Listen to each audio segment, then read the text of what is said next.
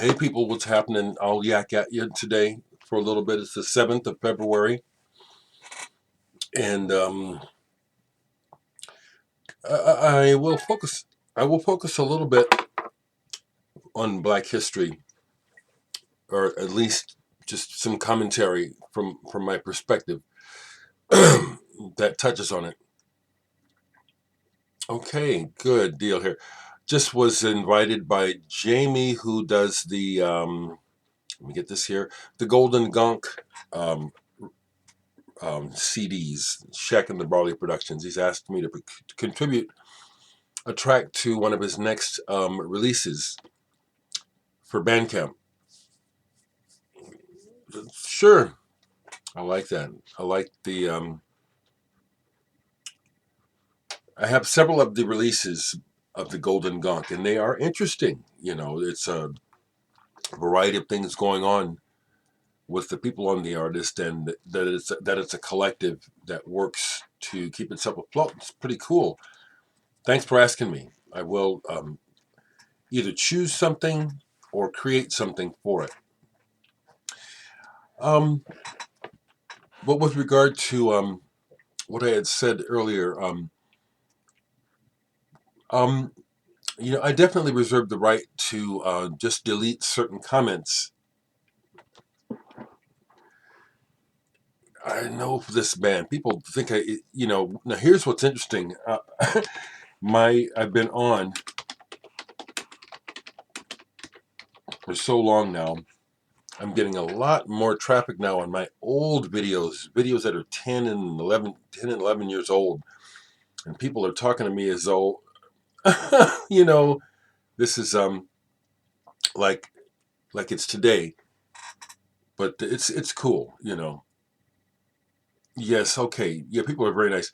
The one thing that got me to say something was, let me see if it was still here. Did they did they delete it? Um, I think they did. The comment was, oh no, here it is. It was this. The person says, "I love this. Thank you for being hyper righteous." And my response was, "Hyper."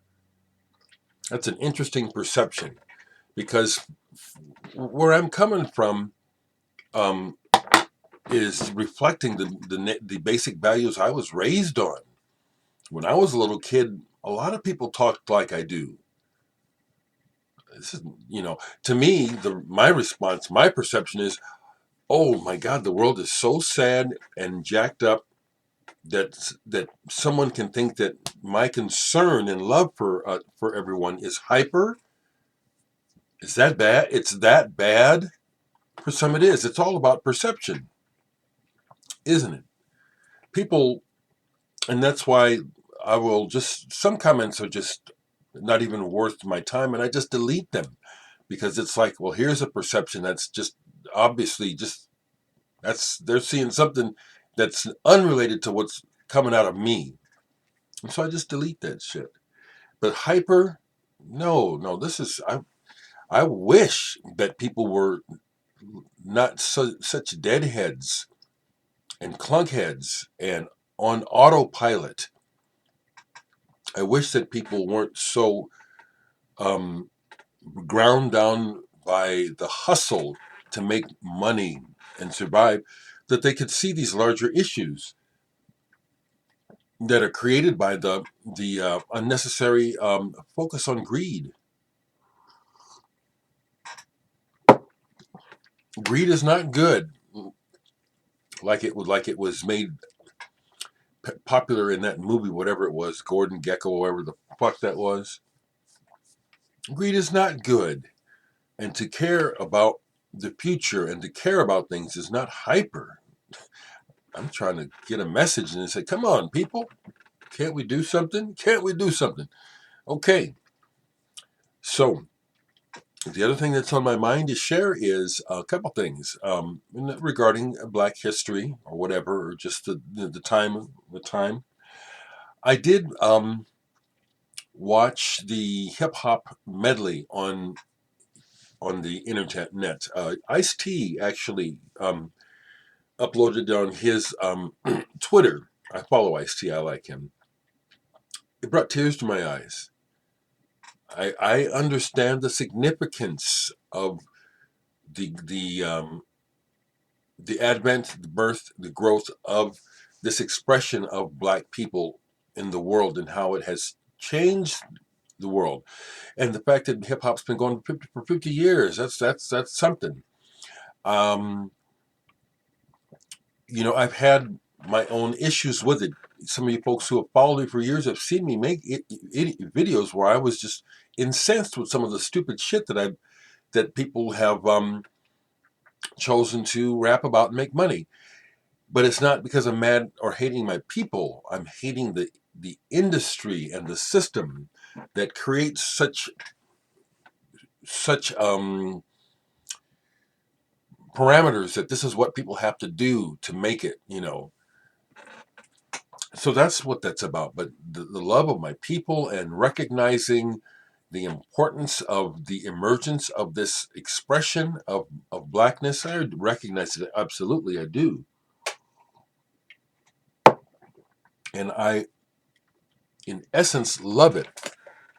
But it's not where I'm living. And part of that has to do with my personality. I've always been who I am. And within my community, the black community, and Stephanie, you know it. You've seen it from your own eyes. Because of my nature being kind of a quiet, sensitive person, I've been misperceived and marginalized, a lot. Is he a punk? Is he a sissy? Was your Uncle Tom? All this bullshit, you know what I'm saying? When in fact, I have been and continue to be an advocate for all people, especially people of color, and have put my ass on the line, literally, several times. So I love my people, but I listen to what the fuck I want to. But I do have hip hop in my collection. It's not it doesn't mean anything about my blackness. See, that's that shallow bullshit where people aren't very deep, think very deeply. I don't have number one, but I have message number two by Melly Mel and Duke Booty. I have other hip hop. I recognize it.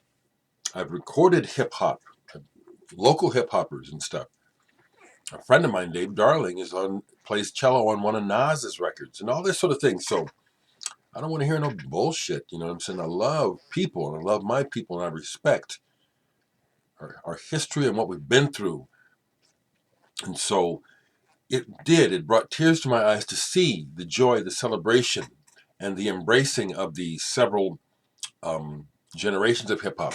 Of course, there were glaring omissions. People who it's like, well, where's KRS-One? And everyone has those thoughts. So, but I love my people. Don't get it twisted just because I like all kinds of music, okay? And I don't want to argue. Life is perspective. We have our perceptions. What I mean by that is, I see some folks on Facebook try to start a kerfuffle about Tony Visconti's response about comment about Harry Styles in reference to David Bowie. I 100,000% agree with Tony Visconti, even though it's just our opinions, but who he produced Bowie, I'm listening to him, but I agree that Harry Styles is not, there's no reason to be comparing him to David Bowie. Not yet. He ain't done nothing. That's that shallow crap that the media, seems like media have nothing better to do than to talk about shit. So that's what I have to say about that. It's just my opinion. Again, folks, don't get it. Again, you're over here visiting with me in my house, so don't come in the house with muddy shoes. You feel me? I'm not doing that to you. I'm at home. I'm in my domain, running my mouth. I ain't hurting nobody. So don't come over here trying to hurt me. When it happens, even in a minor sense, I speak out like this because that's bullshit. Be a decent human being. You know something? I was so busy yesterday with other things. I didn't play any records except a few singles. This is I know nothing about this band from Italy. Somehow ended up with this single, Not to Lose, Not to Loose. And I ended up playing this like 4 times because it's nothing great, but it's like, oh damn, this is good right now. The Leaves Are Turning Blue. Indie rock guitars, some keyboards. I can't compare them to anyone, but it's like that. Oh, this goes back to the early 80s, I believe. I was like, wow. I don't remember how I got this. I've had many records given to me, and that might be one of them. That was like, oh, that's good.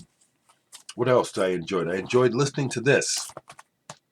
This is by Ju Suk Reet Meat and John Weiss. That first name is the fellow who started the band Smegma, a noise experimental outfit. I have some of their records. Some of the stuff is very interesting. Some of it is just, sounds like a mess. This is pretty cool. There's no music on here per se, but the sound work is, I liked it. Played both sides. Here's one of those singles that was given to me by a fellow from Australia. I don't even know if he's still alive. It's a pop song from the 60s or the 70s, a band called King Fox, Unforgotten Dreams and Alone, So Alone. And this was just okay, but it's like I'm glad I have it. I'll say that about it. It's cool. And I had the only other single I actually played, I had a pile I was going to get to and I didn't get to them because I got busy.